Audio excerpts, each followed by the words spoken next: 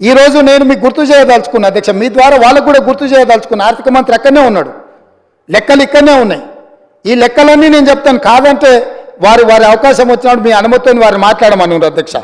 రైతు బంధు ఇంకా వేయలేదు, ఎక్కడ పోయింది ప్రభుత్వం అని చెప్పిండ్రు కదా, పదే పదే మాట్లాడుతున్నారు అధ్యక్ష. 2018-19 యాసంగి రైతు బంధు 20-10-2018 నాడు మొదలుపెట్టి 30-3-2019 5 నెలలు పట్టింది అధ్యక్ష.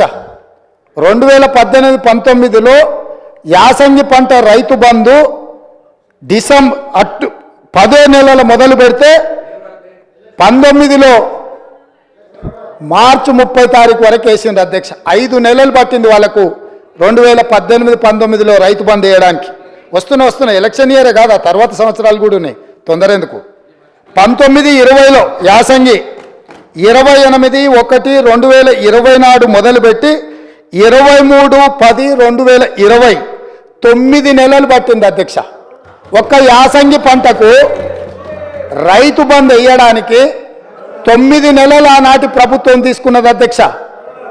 వీళ్ళ చరిత్ర ఇక మీ కరోనా వచ్చిందో మీ కర్మ కాలిందో నేనేం చెప్తా కానీ 2020-21 అధ్యక్ష 25-12-2020 నాడు మొదలుపెట్టి 22-4-2021 4 నెలలు పట్టింది అధ్యక్ష.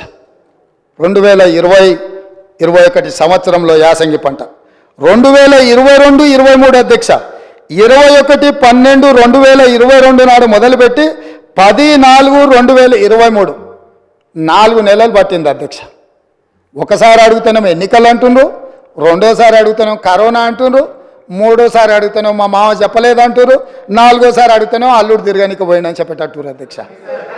ఎట్లా అధ్యక్ష మీ పరిపాలన? స్పష్టంగా అధికారిక లెక్కలు ఈ రకంగా చెప్తుంటే మేము వచ్చిందే మొన్న 60 రోజులు కాలేదు, ఆల్రెడీ మేము క్లియర్గా చెప్పినాము 100 రోజుల్లో వాటిని పూర్తి చేస్తామని.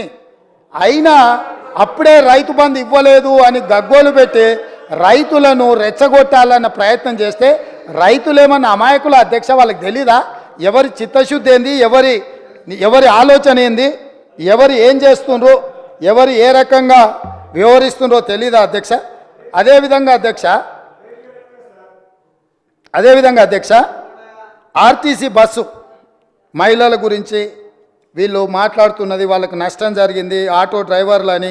ఒక ఆయన ఆటో రాముడు కృష్ణానగర్లో మొత్తం సినిమాకి సంబంధించిన వాళ్ళే ఉంటారు, సురభి నాటకాలు వేసేవాళ్ళు, సినిమాలో